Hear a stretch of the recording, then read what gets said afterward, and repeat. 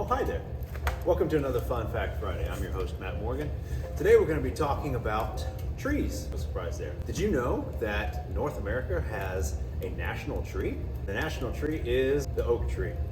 North American white oak is one of the most abundant trees that we have in the entire U.S. Scientific name is Quercus alba, and it is very, very unique properties that make it a very valuable wood, and it's one of the most highly sought after exported lumbers in the entire United States. White oak has an abundance of uses that we have for here in the United States, for railroad ties, build ships, bridges. The North American white oak tree is very durable, it's very hard and dense, it's rot resistant and pest resistant, which makes it a very valuable wood. This is the number one reason why it's exported. It's also used heavily in the wine and whiskey industry. It's very unique in that application. It's how they get a lot of their flavors, so it's very important for that aspect.